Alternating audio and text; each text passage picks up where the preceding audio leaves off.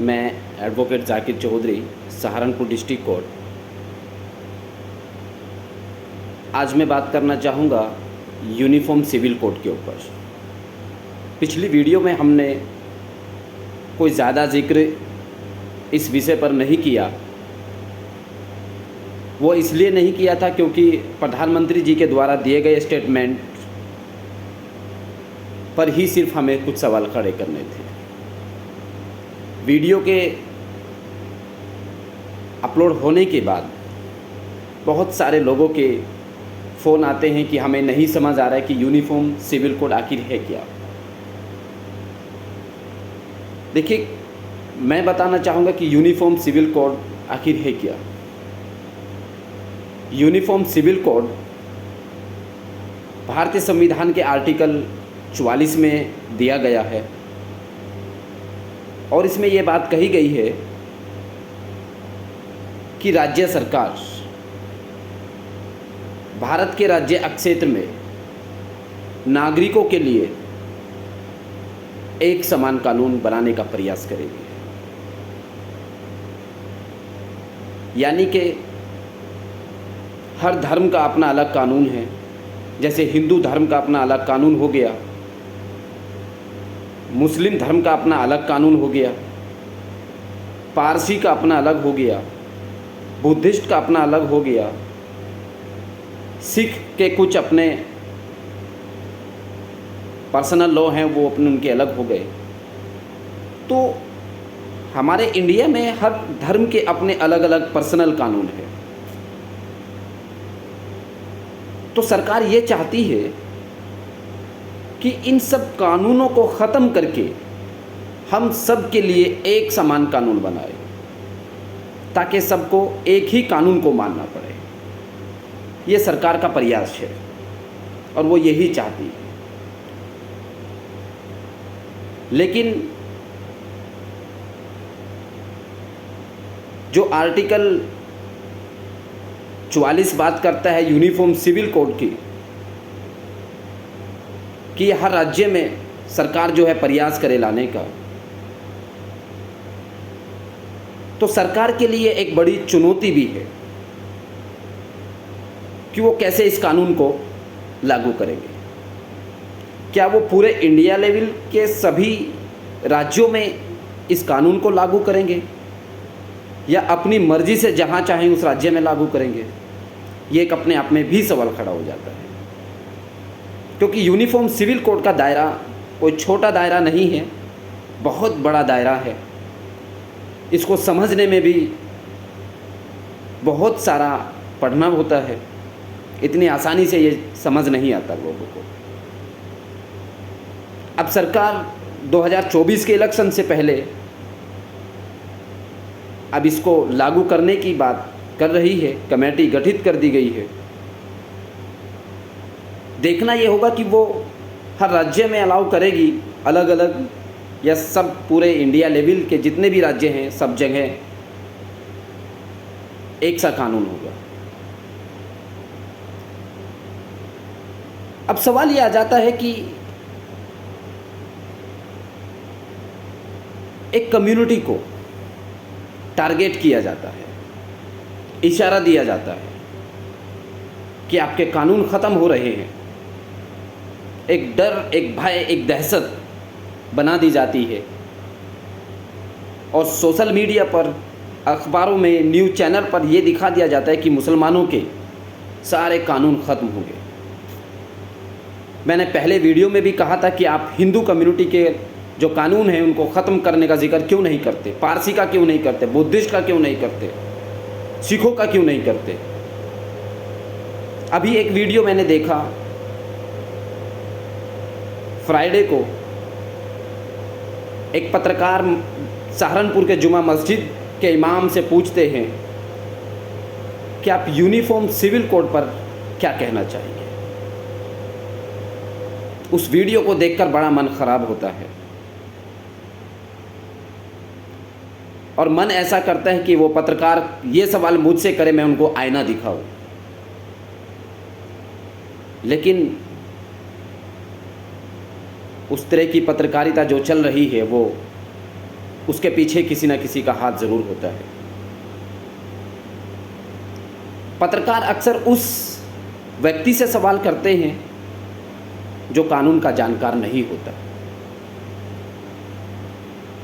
या तो जिससे वो सवाल करेंगे वो चुप रहेगा, नहीं तो वो गलत ही उसको एक्सप्लेन करेगा और फिर उसको राजनीतिक मुद्दा बना दिया जाएगा।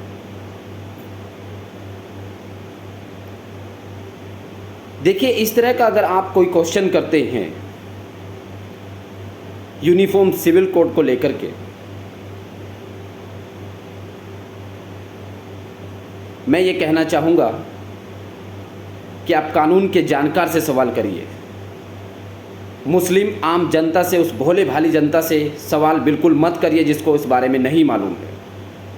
यदि कोई हाफिज़, मुफ्ती, कारी कानून की नॉलेज रखता हो तो आप ज़रूर उनसे सवाल करिए।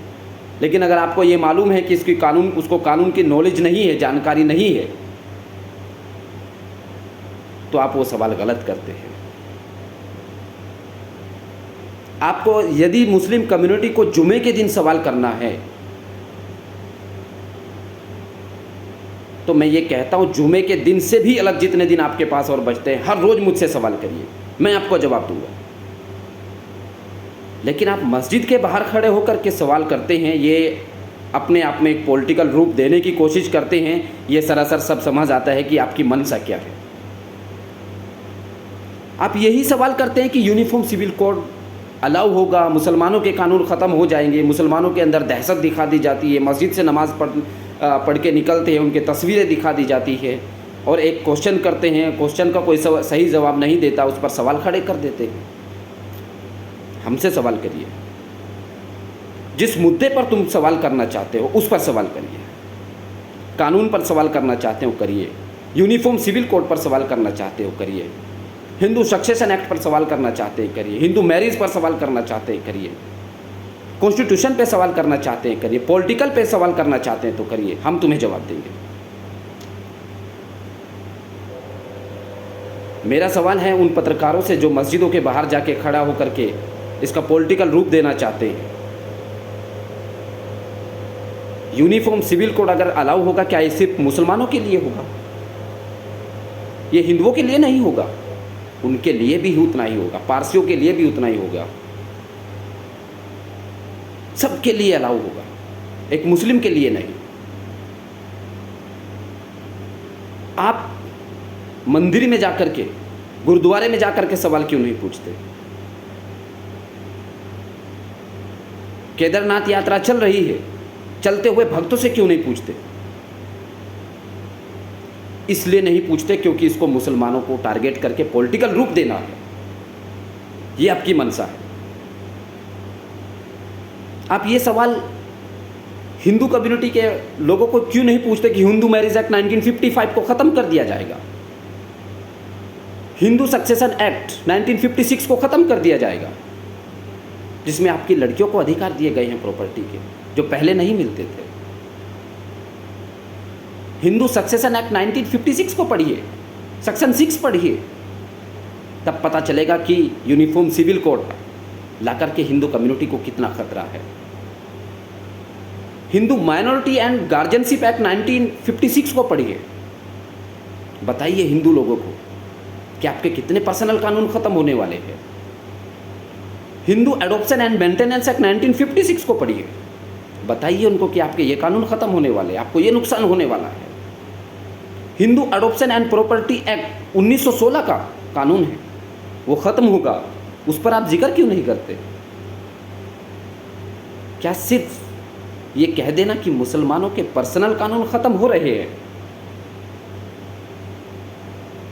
और मुसलमानों के लिए खतरे की बात है, इतनी बात कह देना सिर्फ, ये कोई डिबेट नहीं होती, ये कोई सवाल नहीं होता। और अगर इस तरह के सवाल आपको करने हैं तो करिए मुझसे, करिए उस कानून के जानकार व्यक्ति से जो कानून की जानकारी रखता है, लेकिन उन लोगों से, भोले भाले लोगों से सवाल मत करिए जिनको कानून की नॉलेज नहीं है।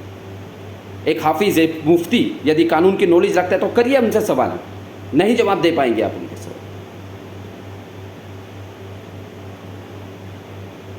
लेकिन दिमाग तब खराब हो जाता है जब आप यूनिफॉर्म सिविल कोड को लेकर के एक धर्म के लोगों को टारगेट करते हैं और उनसे सवाल करते हैं, वो जवाब नहीं दे पाते सही से, और फिर उसको आप पॉलिटिकल रूप दे दिया जाता है।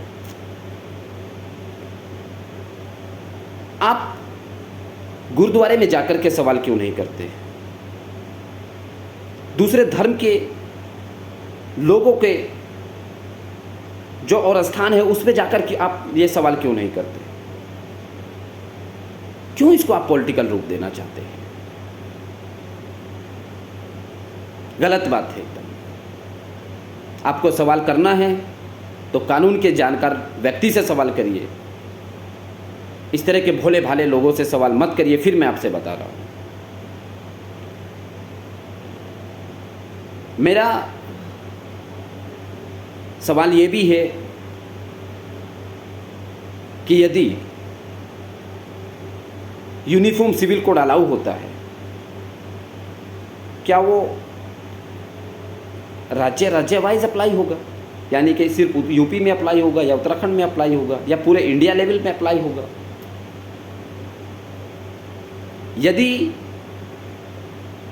पूरे इंडिया में ये लॉ अप्लाई होता है तो पत्रकार साहब, बीजेपी सरकार वालों, आप सबको ये बताइए कि आर्टिकल 371 में जो 7 सिस्टर्स राज्य हैं उन पर उनके अपने अपने पर्सनल कानून है, जब वो ख़त्म होंगे तो क्या होगा इसका अंदाज़ा लगा लीजिए। उनके अपने पर्सनल कानून है, कस्टम है, लेकिन अगर आप पूरे इंडिया में इसको लागू नहीं करते तो ये यूनिफॉर्म सिविल कोड हो ही नहीं सकता। तो फिर यूनिफॉर्म सिविल कोड मत कहिए, आप कुछ और नाम दे दीजिए। तो मेरा यही कहना है कि इस यूनिफॉर्म सिविल कोड को एक कम्युनिटी को लेकर टारगेट मत कीजिए। यदि आपको क्वेश्चन करने हैं तो हिंदू कम्युनिटी से भी बराबर करिए, मुस्लिम कम्युनिटी से भी बराबर करिए, क्रिश्चियन से भी बराबर करिए, बुद्धिस्ट से भी बराबर करिए, सिखों से भी बराबर करिए, क्योंकि यूनिफॉर्म सिविल कोड सबके लिए है, एक आदमी के लिए नहीं है। और अगर आपको मुस्लिम कम्युनिटी से ही सवाल करना है तो मेरा खुला चैलेंज है, करिए हमसे सवाल। जिस मुद्दे पर आप सवाल करना चाहते हैं उस मुद्दे पर सवाल करिए, हम आपको जवाब देंगे। संविधान पे बहस करिए, आप लोग संविधान के आर्टिकल 14 पे बहस करिए, 15 पे बहस करिए। जो यूनिफॉर्म सिविल कोड को अलाउ होने की परमिशन ही नहीं देते, वो फंडामेंटल राइट है। 19 पे बहस करिए, आर्टिकल 19 पे बहस करिए, 25 पे बहस करिए, 29 पे बहस करिए, 30 पे बहस करिए। आप आर्टिकल 46 पे बहस करिए। कितने आर्टिकल पर आप बहस करना चाहते हैं, कितने सवाल दागना चाहते हैं, दागिए, हम तुम्हें जवाब देंगे। एक तरफ तो आप 2019 का इलेक्शन होने से पहले कानून बना के रख देते हैं कि मुसलमानों में जो तलाक होती है वो गलत होती है, उसके लिए कानून बनाया जाएगा, 3 साल की सज़ा का प्रावधान होगा। और आप कानून बना देते हैं, उसमें लिख देते हैं कि 3 साल की सज़ा का प्रावधान होगा। मुस्लिम लड़कों को जो एक सांस में 3 तलाक दे देता है, तलाक तलाक तलाक कह देता है, उसको 3 साल की सज़ा होगी, सेशन कोर्ट से ज़मानत लेनी पड़ेगी। मुसलमानों की, महिलाओं की सेफ्टी की आप बात करते हैं, उनके अधिकार की बात करते हैं। क्या ये कानून 3 तलाक का जो आपने बनाया था, क्या ये पर्सनल लॉ में नहीं आएगा? ये कानून भी पर्सनल लॉ में आएगा। और जब आप यूनिफॉर्म सिविल कोड बनाएंगे, इस कानून को भी आपको ख़त्म करना पड़ेगा। और ये कानून क्यों बनाया था उस पर भी जवाब दीजिए। दिक्कत ये है कि आपसे सवाल करने वाला कोई नहीं है, आपके सवाल का जवाब ढंग से देने वाले नहीं है, और यदि है तो उनसे आप सवाल नहीं करते। मैं हर उस पत्रकार से, वो किसी भी न्यूज़ चैनल का हो, सबसे कहता हूं कि आपको यूनिफॉर्म सिविल कोड पर सवाल करने हैं, जितने चाहे सवाल करने हैं। इसके अलावा जिस मुद्दे पर सवाल करना है तो आप करिए, लेकिन यूनिफॉर्म सिविल कोड की गलत बहस करने से लोगों के अंदर दहशत और डर मत बनाइए। मुसलमानों के यदि कानून ख़त्म होते हैं तो हिंदुओं के भी होंगे, पारसी के भी होंगे, बुद्धिस्ट के भी होंगे, जैन के भी होंगे।